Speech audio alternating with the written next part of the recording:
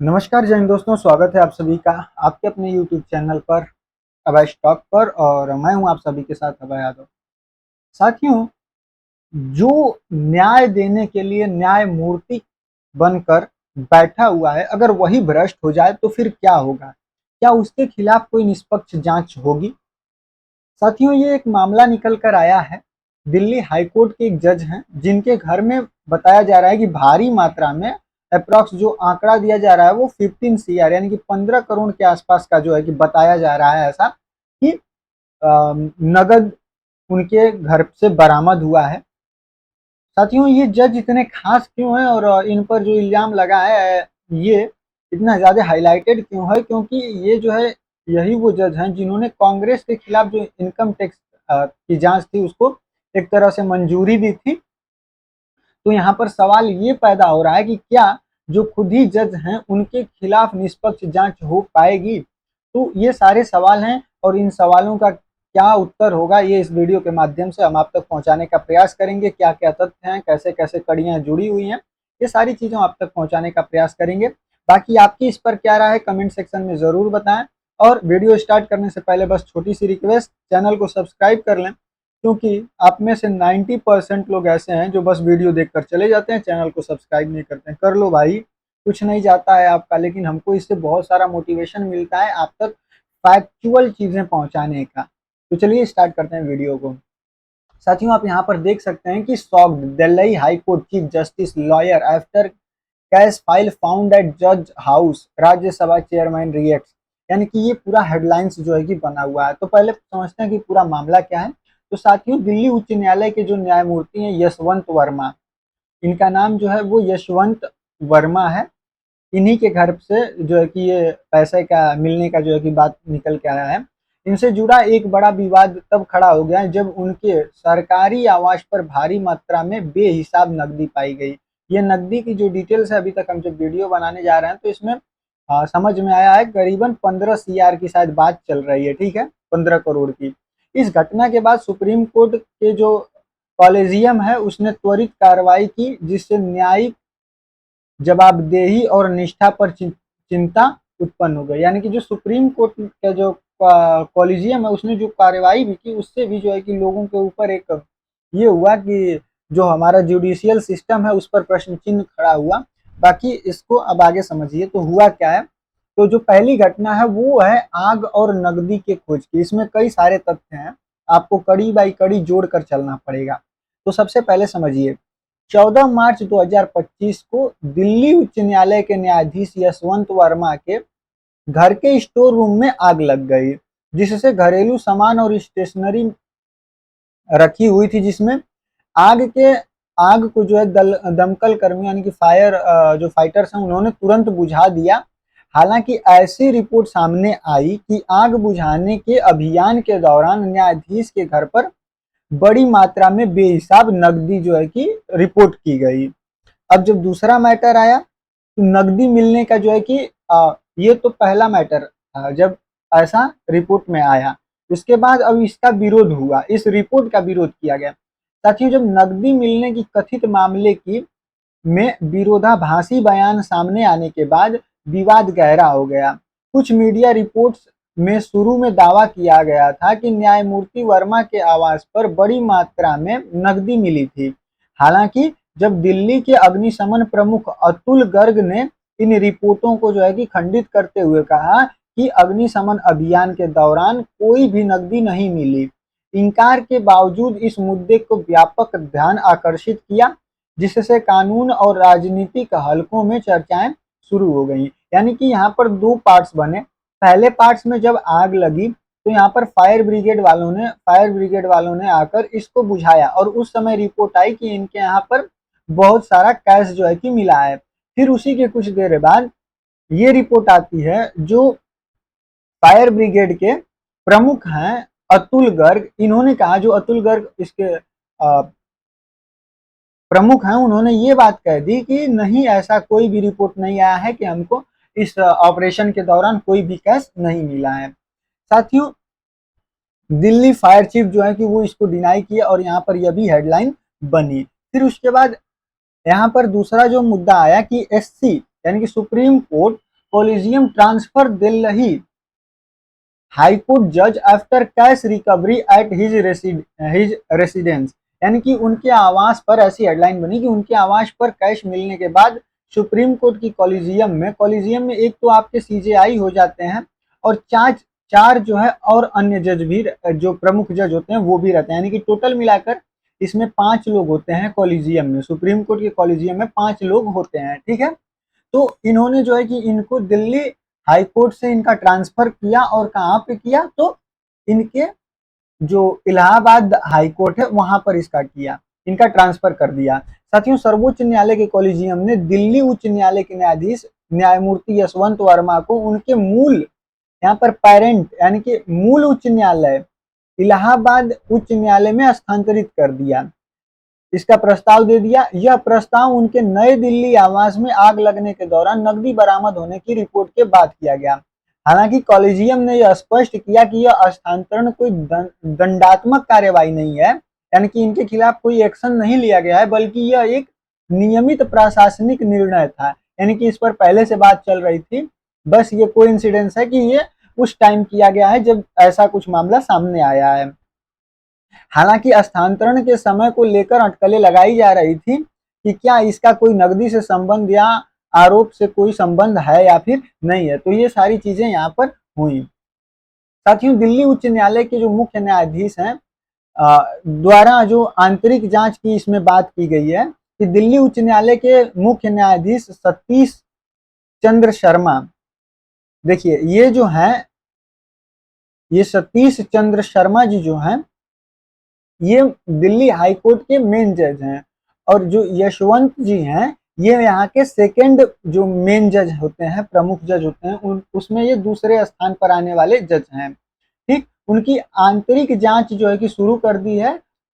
उनसे घटना के संबंध में भारत के मुख्य न्यायाधीश सीजेआई को रिपोर्ट सौंपने की उम्मीद है, जिससे विशेष रूप से इस घटना के बारे में बताया जाएगा। साथियों, नकदी मिलने के दावों की अगर वैधता की बात करें तो इसमें जो है कि ये सारी चीजें इसमें जो है कि इस रिपोर्ट में आएंगी, जिसमें कि न्यायमूर्ति वर्मा के द्वारा संभावित गलत, अनुचित या फिर गैर कानूनी कोई आचरण हो उसकी रिपोर्ट होगी। साथ ही न्यायिक निष्ठा के लिए कितनी निर्भरता बची है उसकी जो है कि इसमें रिपोर्ट होगी। साथियों, आंतरिक जांच से यह निर्धारित होगा कि संभावित महाभियोग प्रक्रिया सहित आगे की कार्यवाही आवश्यक है या फिर नहीं, यानी कि इस रिपोर्ट के आने के बाद ये होगा कि महाभियोग की प्रक्रिया इसमें की जाएगी कि नहीं की जाएगी।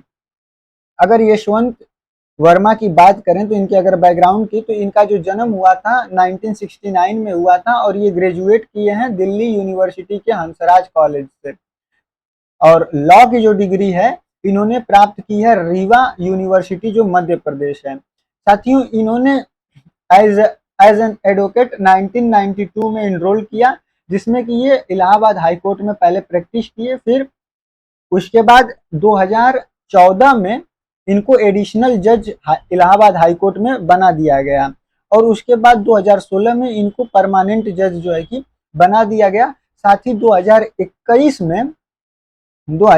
में इनका ट्रांसफर दिल्ली हाई कोर्ट में कर दिया गया था। साथियों, ये सारी जो है कि चीजें निकल के आई। इसमें एक और मामला आया टैक्स स्क्रूटनी का, ये क्या है, तो साथियों न्यायमूर्ति वर्मा के उल्लेखनीय निर्णयों में से एक तब सुर्खी में आया था जब उन्होंने 2024 के लोकसभा चुनाव में बमुश्किल एक महीने पहले 13 मार्च को वर्ष 2014 से 2017 के लिए कर निर्धारण करने को चुनौती देने वाली कांग्रेस की याचिका को खारिज कर दिया था, जिससे आयकर अधिकारियों को पार्टी के पिछले आईटी रिकॉर्ड की जांच करने की अनुमति मिल गई थी। यानी कि कांग्रेस ने यहाँ पर दिल्ली हाई कोर्ट में ये अपील की थी कि मतलब कि 2014 है, 2014 से 17 के बीच की जो जांच है उसकी क्यों की जा रही है, इसको न होने दिया जाए। 2014 से बीच और 17 के बीच की जांच को न होने दिया जाए, इसको रोका जाए, लेकिन इन जज साहब ने उसको नहीं रोका था और कहा था जिसकी वजह से कि आप लोग जो आईटी विभाग है, जो भी टैक्स के लिए आयकर विभाग के अधिकारी हैं उनको ये परमिशन दे दी थी कि आप लोग जांच कर सकते हैं। उस समय आप लोगों ने ये भी सुना होगा कि जो कांग्रेस का खाता था उसको सीज कर दिया गया था सारे खाते को, तो ये उस समय भी चर्चा में आए।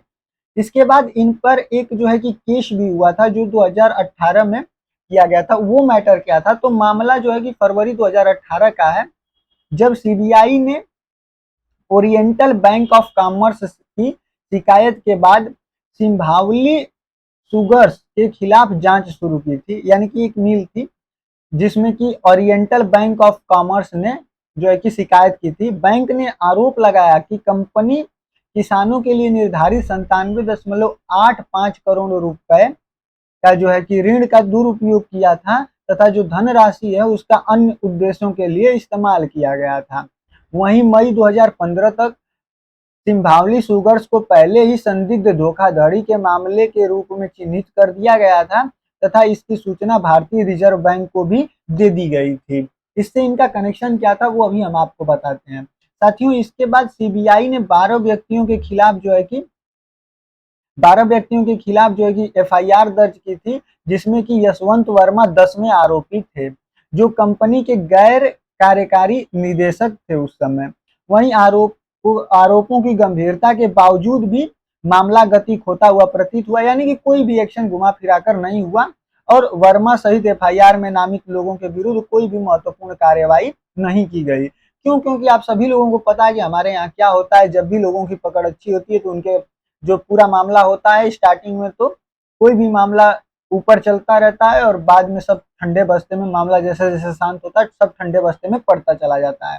फरवरी 2024 में अदालत ने जो है कि फिर से सीबीआई का रुकी जांच को स्टार्ट करने का आदेश दिया, लेकिन इससे पहले कि कोई प्रगति हो पाती सुप्रीम कोर्ट ने इसको, जो उसके कोर्ट के निर्देश थे, उसको पलट दिया, जिसके परिणाम स्वरूप सीबीआई की प्रारंभिक जांच जो पी थी वो तत्काल ही बंद कर दी गई।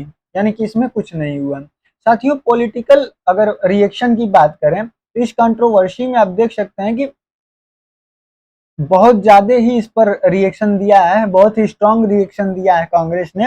Indian Congress, national Congress criticise the collegium decision, यानी कि उन्होंने इसका जो है कि जो सुप्रीम कोर्ट कॉलेजियम है उसने जो ये निर्णय लिया है कि इनको दिल्ली से ट्रांसफर कर दिया है प्रयागराज यानी कि इलाहाबाद हाई कोर्ट में, तो इन्होंने, इनका ये कहना है कि आप जब इस व्यक्ति के खिलाफ एलिगेशंस है तो आप इसको ट्रांसफर क्यों कर रहे हैं, इसको आपको निलंबित करना चाहिए। ये सारी चीजें इनके कहकर जो कांग्रेस पार्टी है वो इस पर अपना प्रतिक्रिया दी है। साथियों, यह मुद्दा राज्यसभा में भी उठा। सुबह के सत्र में यह मुद्दा उठाते हुए जो कांग्रेस के सांसद हैं जयराम रमेश, उन्होंने न्यायिक जवाबदेही पर अध्यक्ष से जवाब मांगा और उन्होंने इलाहाबाद उच्च न्यायालय के एक न्यायाधीश के खिलाफ महाभियोग के बारे में लंबित नोटिस की याद दिलाई। जयराम रमेश ने कहा कि आज सुबह हमने दिल्ली के उच्च न्यायालय के एक न्यायाधीश के आवास पर भारी मात्रा में नकदी मिलने पर चौंकाने वाले मामले के बारे में पढ़ा है। उन्होंने यह भी कहा कि अगर ऐसी कोई घटना किसी राजनेता, नौकरशाह या फिर उद्योगपति से जुड़ी होती तो संबंधित व्यक्ति तुरंत लक्ष्य बन जाता और उन्होंने और इसलिए मुझे यकीन है कि पारदर्शी, जवाबदेही और प्रभावी प्रणालीगत प्रतिक्रिया सामने आएगी। सभापति ने आगे कहा कि वह सदन के नेता और विपक्ष के नेता से संपर्क करेंगे और सत्र के दौरान एक संरचित चर्चा के लिए एक तंत्र ढूंढेंगे। महाभियोग के मामले में सभापति ने कहा कि राज्यसभा के 55 सदस्यों से उनको जो है कि समर्थन मिला हुआ है, यानी कि इस पर हो सकता है कि आगे कोई कार्यवाही हो। अब तक तो किसी के भी प्रगति, महाभियोग तो के मामले तो बहुत आए लेकिन अभी तक इस पर कंप्लीट किसी भी जज के खिलाफ ये एक्शन पूरा नहीं हो पाया। तो क्या ये पहले ऐसे जज बनेंगे, यह भी एक सवाल बना हुआ है। साथियों, दूसरा जो मुद्दा निकल के आया है कि इलाहाबाद हाई कोर्ट जो बार एसोसिएशन है वो भी प्रोटेस्ट कर रही है। उनका कहना है कि जो इलाहाबाद हाई कोर्ट है इसको डंपिंग ग्राउंड न बनाया जाए, कि जो भी कंट्रोवर्शियल जज होते हैं सबको यहीं पर आप लाकर डंप कर देते हैं। और इन्होंने कहा है कि कॉलेजियम को इसको फिर से इस डिसीजन पर विचार करना चाहिए। बाकी ये लोग भी अभी प्रोटेस्ट में लगे हुए हैं।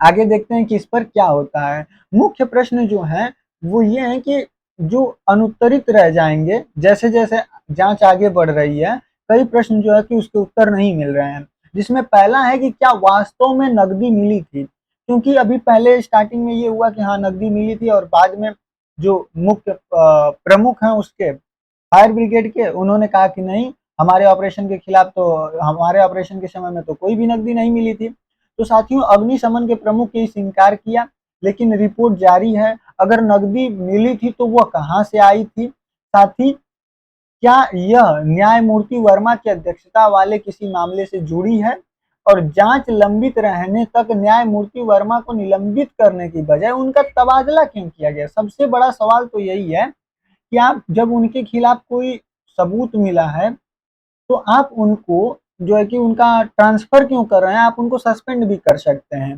साथ ही क्या आंतरिक जांच से महाभियोग जैसी सख्त कार्रवाई हो पाएगी या फिर नहीं, ये तो अब आने वाले समय में पता चलेगा, देखा जाएगा कि क्या होता है। बाकी आपकी इस पर क्या राय है कमेंट सेक्शन में जरूर बताइएगा। बाकी हम मिलते हैं किसी अन्य वीडियो में किसी अन्य टॉपिक के साथ, और इसी तरीके से आपको रूबरू कराते रहेंगे हर चीज से। बाकी चैनल को सब्सक्राइब करके बेल आइकन प्रेस जरूर कर लीजिएगा, सारे नोटिफिकेशन आप तक पहुंचते रहेंगे। मिलते हैं अगले वीडियो में, तब तक के लिए जय हिंद जय भारत।